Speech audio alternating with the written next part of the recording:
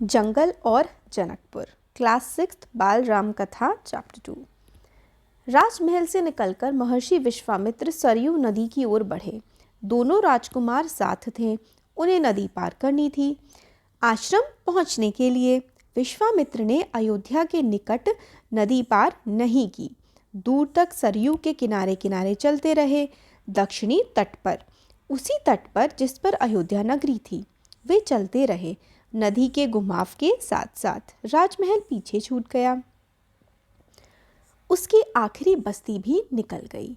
चलते चलते एक तीखा मोड़ आया तो सब कुछ दृष्टि से ओझल हो गया। मतलब अब वो लोग काफ़ी दूर निकल पड़े थे अयोध्या से। राम और लक्ष्मण ने एक बार भी पीछे मुड़कर नहीं देखा। उनकी नज़र सामने थी, महर्षि विश्वामित्र के सधे कदमों की ओर। सूरज की चमक धीमी पड़ने लगी। शाम होने को आई। राजकुमारों के चेहरे पर थकान का कोई चिन्ह न था। उत्साह था। वे दिन भर पैदल चले थे और चलने को तैयार थे। महर्षि अचानक रुके। उन्होंने आसमान पर दृष्टि डाली। चिड़ियों के झुंड अपने बसेरे की ओर लौट रहे थे। आसमान मटमैला लाल हो गया था। चरवाहे लौट रहे थे, गायों के पैर से उठती धूल में आधे छिपे हुए। तो चरवाहे गायों को चरा करके, मतलब जो काउज होती हैं उनको चरा करके वापस लौट रहे थे। हम आज रात नदी तट पर ही विश्राम करेंगे, महर्षि ने पीछे मुड़ते हुए कहा। दोनों राजकुमारों के चेहरे के भाव देखते हुए विश्वामित्र हल्का सा मुस्कुराए। राम के निकट आते हुए उन्होंने कहा, मैं तुम दोनों को कुछ विद्याएं सिखाना चाहता हूँ। इन्हें सीखने के बाद कोई तुम पर प्रहार नहीं कर सकेगा, उस समय भी नहीं जब तुम नींद में हो। राम और लक्ष्मण नदी में मुंह हाथ धोकर बैठे, महर्षि के निकट आकर बैठे। विश्वामित्र ने दोनों भाइयों को बला अतिबला नाम की विद्याएं सिखाई। रात में वे लोग वहीं सोए, तिनकों और पत्तों का बिस्तर बनाकर।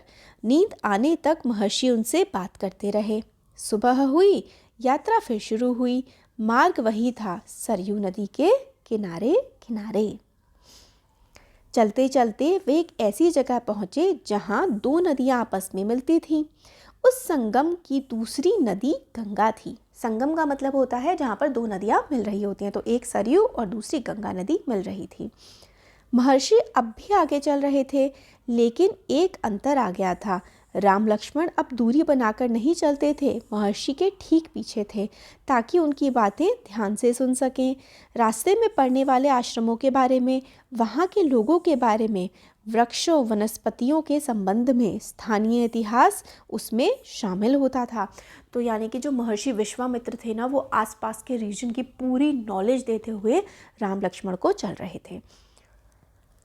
आगे की यात्रा कठिन थी, जंगलों से होकर। उससे पहले उन्हें नदी पार करनी थी। रात में ऐसा करना महर्षि विश्वामित्र को उचित नहीं लगा। तीनों लोग वहीं रुक गए, संगम पर बने एक आश्रम में। अगली सुबह उन्होंने नाव से गंगा पार की। नदी पार जंगल था, घना, दुर्गम, मतलब बहुत ज़्यादा घना और डरावना सा थोड़ा जंगल था। सूरज की किरणें धरती तक नहीं पहुंचती थी, इतना घना था वो। वह डरावना भी था। हर ओर से झिंगुरों की आवाज़, जानवरों की दहाड़, कर्कश ध्वनियाँ। राम और लक्ष्मण को आश्वस्त करते हुए महर्षि ने कहा, ये जानवर और वनस्पतियाँ जंगल की शोभा हैं, इनसे कोई डर नहीं है।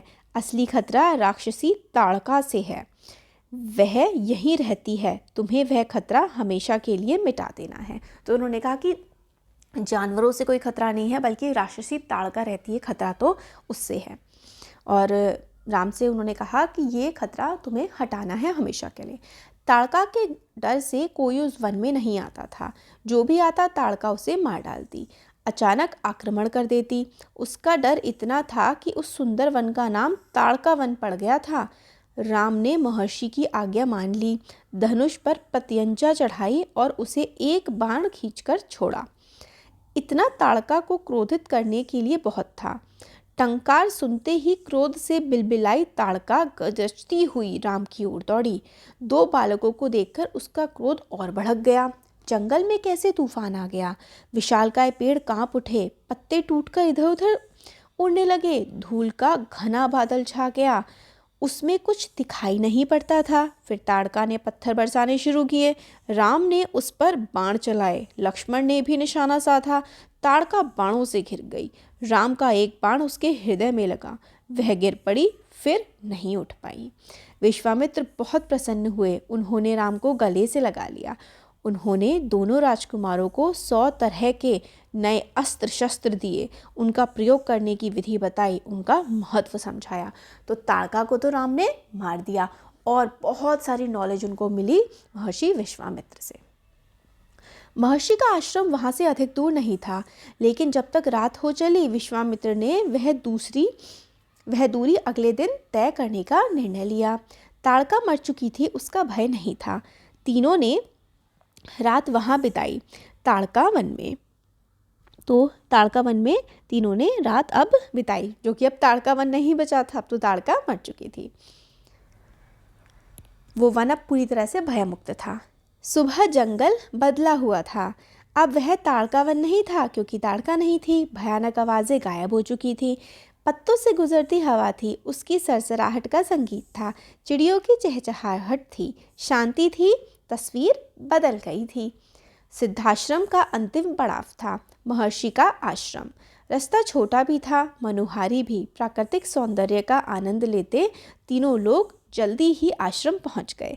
आश्रम वासियों ने उनकी अगवानी की, अभिनंदन किया। उनकी प्रसन्नता दुगनी हो गई थी। महर्षि विश्वामित्र के आश्रम लौटने की खुशी, राम लक्ष्मण के आगमन का सुख। तो सब लोग वहाँ पे बहुत खुश थे। अब वो लोग आश्रम पहुँच गए। विश्वामित्र यज्ञ की तैयारियों में लग गए, अनुष्ठान प्रारंभ किया। आश्रम की रक्षा की जिम्मेदारी राम लक्ष्मण को सौंपकर महर्षि आश्वस्त थे। अनुष्ठान अपने अंतिम चरण में था, पूरा होने वाला था कुछ ही दिनों में।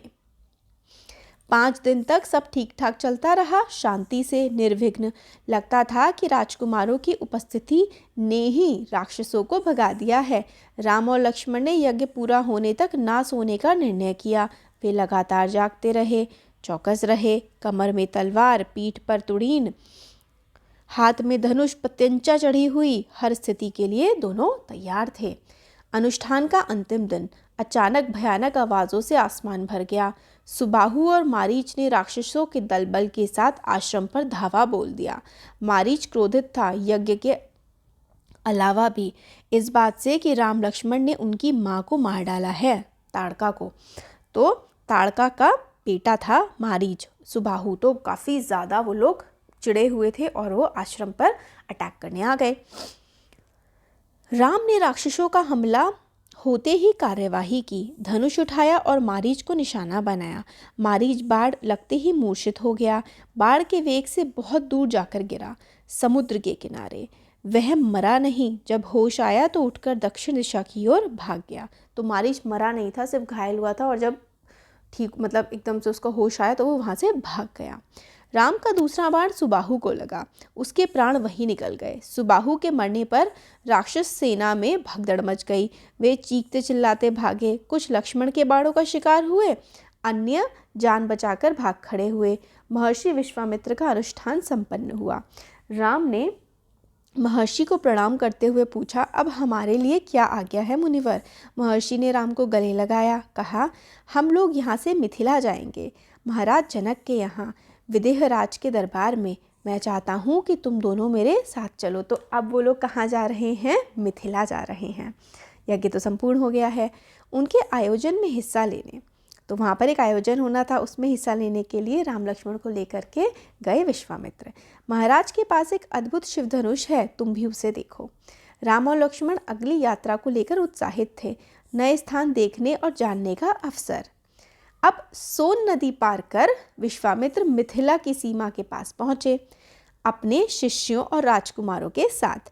वे गौतम ऋषि के आश्रम से होते हुए नगर में पहुँचे।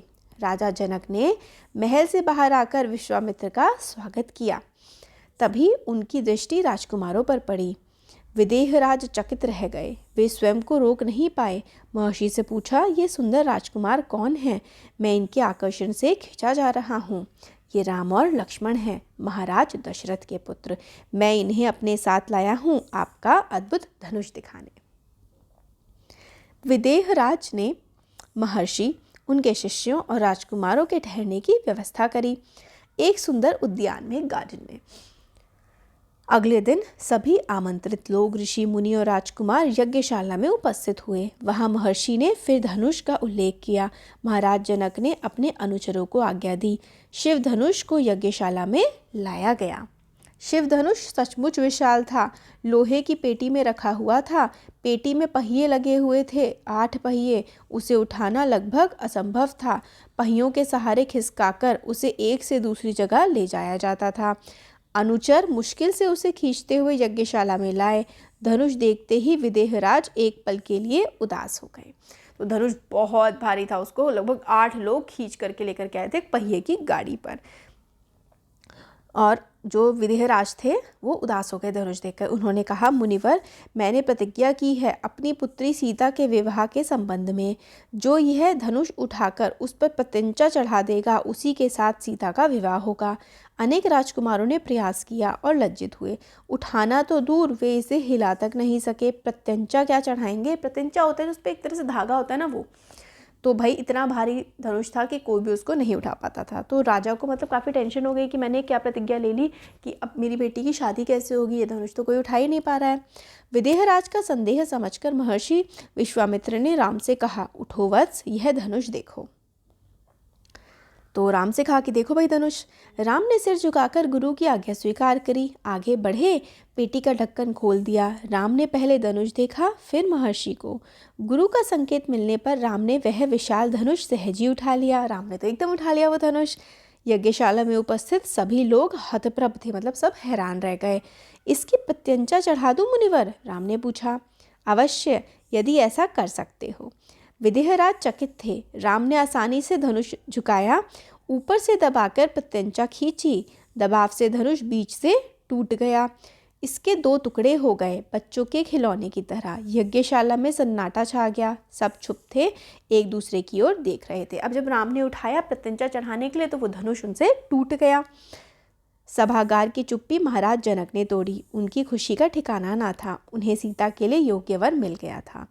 उनकी प्रतिज्ञा पूरी हुई। जनक राज ने कहा, मुनिवर, आपकी अनुमति हो तो मैं महाराज दशरथ के पास संदेश भेजूं, बारात लेकर आने का निमंत्रण। यह शुभ संदेश उन्हें शीघ्र भेजना चाहिए।